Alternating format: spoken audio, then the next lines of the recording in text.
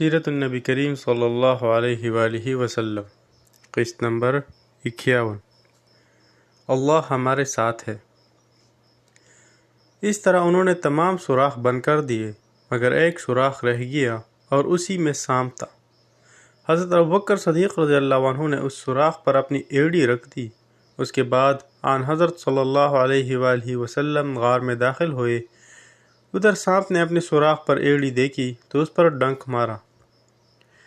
تکلیف کی شدت سے حضرت ابوبکر صدیق رضی اللہ عنہ کی آنکھوں سے آنسو نکل پڑے۔ انہوں نے اپنے منہ سے آواز نہ نکلنے دی، اس لیے کہ اس وقت آن حضرت صلی اللہ علیہ وآلہ وسلم ان کے زانوں پر سر رکھ کر سو رہے تھے۔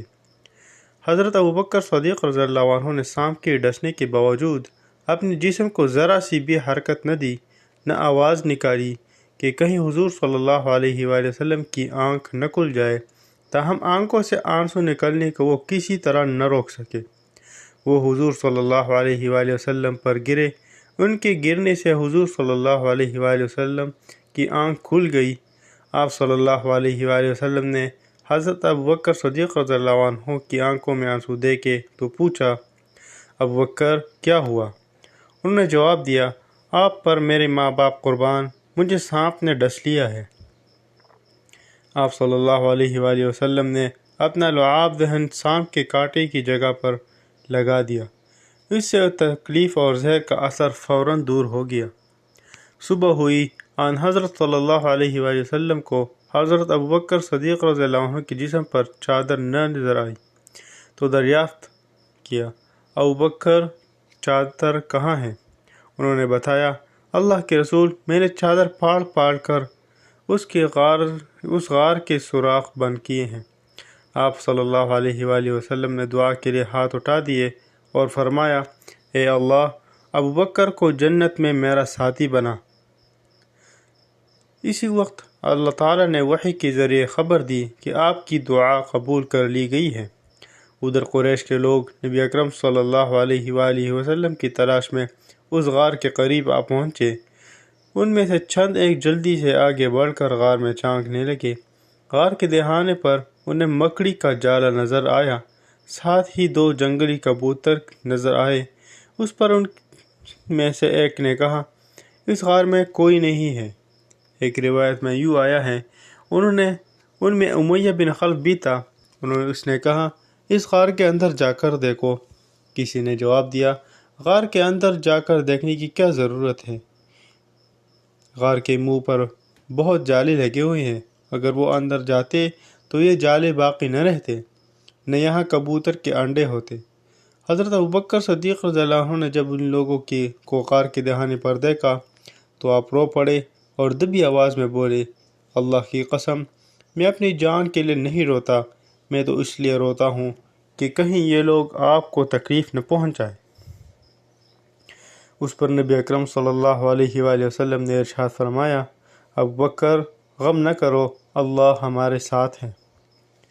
اس وقت اللہ تعالیٰ نے حضرت ابوبکر صدیق رضی اللہ عنہ کے دل کو سکون بخش دیا۔ ان حالات میں حضرت ابوبکر صدیق رضی اللہ عنہ کو پیاس محسوس ہوئی۔ انہوں نے آن حضرت صلی اللہ علیہ وآلہ وسلم سے اس کا ذکر کیا تو آپ نے ارشاد فرمایا، اس غار کے درمیان میں جاؤ اور پانی پی لو۔ ابوبکر صدیق رضی اللہ عنہ اٹھ کر غار کے درمیان میں پہنچے۔ وہاں انہیں اتنا بہترین پانی ملا کہ شہد سے زیادہ میٹھا، دودھ سے زیادہ سفید اور مشک سے زیادہ خوشبو والا تھا۔ انہوں نے اس میں سے پانی پیا۔ جب وہ واپس آئے تو آن حضرت صلی اللہ علیہ وآلہ وسلم نے ان سے فرمایا، اللہ تعالیٰ نے جنت کی نہروں کے نگران فرشتے کو حکم فرمایا کہ اس غار کے درمیان میں جنت الفردوس سے ایک چشمہ جاری کر دے تاکہ تم اس میں سے پانی پی سکو۔ یہ سن کر حضرت ابوبکر صدیق رضی اللہ عنہ حیران ہوئے اور عرض کیا اللہ کے نزدیک میرا اتنا مقام ہے؟ آپ صلی اللہ علیہ وآلہ وسلم نے ارشاد فرمایا، ہاں، بلکہ اے ابوبکر، اس سے بھی زیادہ ہے۔ قسم ہے اس ذات کی جس نے مجھے حق کے پیغام کے ساتھ نبی بنا کر بھیجا ہے، وہ شخص جو تم سے بغض رکھے جنت میں داخل نہیں ہوگا۔ غرض قریش مایوس ہو کر غار ثور سے ہٹ آئے اور ساحلی علاقوں کی طرف چل گئے۔ ساتھ ہی انہوں نے اعلان کر دیا، جو شخص محمد یا ابوبکر کو گرفتار کرے یا قتل کرے اسے 100 اونٹ انعام میں دیے جائیں گے۔ آپ صلی اللہ علیہ وآلہ وسلم اور ابوبکر صدیق رضی اللہ عنہ اس غار میں 3 دن تک رہے۔ اس دوران ان کے پاس حضرت ابوبکر صدیق رضی اللہ عنہ کے بیٹے عبداللہ رضی اللہ عنہ بھی آتے جاتے رہے۔ یہ اس وقت کم عمر تھے مگر حالات کو سمجھتے تھے۔ اندھیرا پھیلنے کے بعد یہ غار میں آ جاتے اور اندھیرے فجر کے وقت وہاں سے واپس آ جاتے۔ اس سے قریش یہ خیال کرتے کہ انہوں نے رات اپنے گھر میں گزاری ہے۔ اس طرح قریش کے درمیان دن بھر جو باتیں ہوتی یہ ان کو سنتے اور شام کو آن حضرت صلی اللہ علیہ وآلہ وسلم کے پاس پہنچ کر بتا دیتے۔ حضرت ابوبکر صدیق رضی اللہ عنہ کے ایک غلام حضرت عامر بن فہیرہ رضی اللہ عنہ تھے۔ یہ پہلے طفیل نامی ایک شخص کے غلام تھے۔ جب یہ اسلام لے آئے تو طفیل نے ان پر ظلم ڈھانا شروع کیا۔ اس پر حضرت ابوبکر صدیق رضی اللہ عنہ نے اس سے انہیں خرید کر آزاد کر دیا۔ یہ حضرت ابوبکر صدیق رضی اللہ عنہ کی بکریاں چرایا کرتے تھے۔ یہ بھی ان دنوں غار تک آتے جاتے رہے۔ شام کے وقت اپنی لکڑیاں لے کر وہاں پہنچ جاتے اور رات کو وہی رہتے۔ صبح اندھیرے حضرت ابوبکر رضی اللہ عنہ حضرت عبداللہ رضی اللہ عنہ کے جانے کے بعد یہ بھی وہاں سے اپنی بکریاں اسی راستے سے واپس لاتے تاکہ ان کے قدموں کے نشانات مٹ جائے۔ ان 3 راتوں تک ان کا برابر یہی معمول رہا۔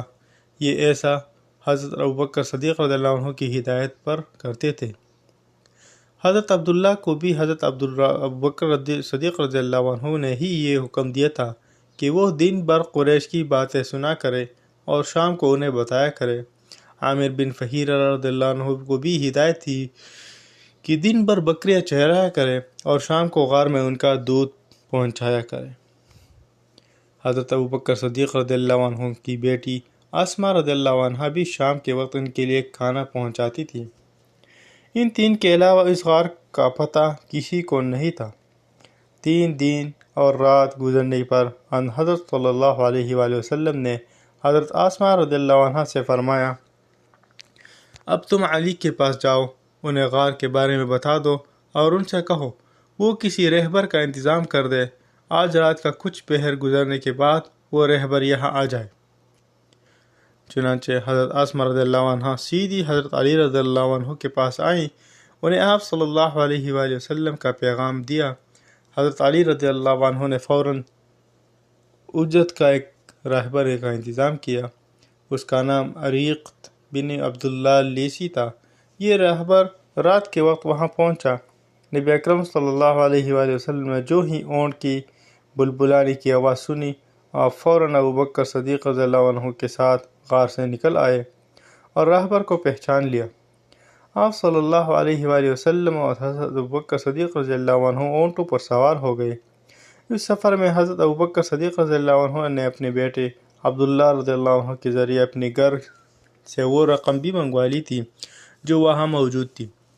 یہ رقم 4-5 ہزار درہم تھی۔ جب صدیق اکبر رضی اللہ عنہ مسلمان ہوئے تھے تو ان کے پاس 40,000 یا 50 ہزار درہم موجود تھے۔ گویا یہ تمام دولت انہوں نے اللہ کے راستے میں خرچ کر دی تھی۔ جاتے وقت بھی گھر میں جو کچھ تھا منگوا لیا۔ ان کے والد ابو قحافہ رضی اللہ عنہ اس وقت تک مسلمان نہیں ہوئے تھے۔ ان کی بینائی ختم ہو گئی تھی۔ وہ گھر آئے تو اپنی پوتی حضرت اسماء رضی اللہ عنہ سے کہنے لگے، میرا خیال ہے ابوبکر اپنی اور اپنے مال کی وجہ سے تمہیں مصیبت میں ڈال گئے ہیں۔ مطلب یہ تھا کہ جاتے ہوئے سارے پیسے لے گئے ہیں۔ یہ سن کر حضرت اسماء رضی اللہ عنہ نے کہا، نہیں بابا، وہ ہمارے لیے بڑی خیر و برکت چھوڑ گئے ہیں۔ حضرت اسماء رضی اللہ عنہ کہتی ہیں، اس کے بعد میں نے کچھ کنکر ایک تیلی میں ڈالے اور ان کو طاق میں رکھ دیا۔ اس میں میرے والد اپنے پیسے رکھتے تھے۔ پھر اس تیلی پر کپڑا ڈال دیا اور اپنے دادا کا ہاتھ ان پر رکھتے ہوئے میں نے کہا، یہ دیکھیے روپے یہاں رکھے ہوئے ہیں۔ ابو قحافہ رضی اللہ عنہ نے اپنے ہاتھ رکھ کر محسوس کیا اور بولے، اگر یہ مال تھا تمہارے لیے چھوڑ گئی ہے تب فکر کی کوئی بات نہیں، یہ تمہارے لیے کافی ہے۔ حالانکہ حقیقت یہ تھی کہ والد صاحب ہمارے لیے کچھ بھی نہیں چھوڑ گئے تھے۔ سلسلہ جاری رہے گا، باقی اگلی قسط میں انشاءاللہ تعالی۔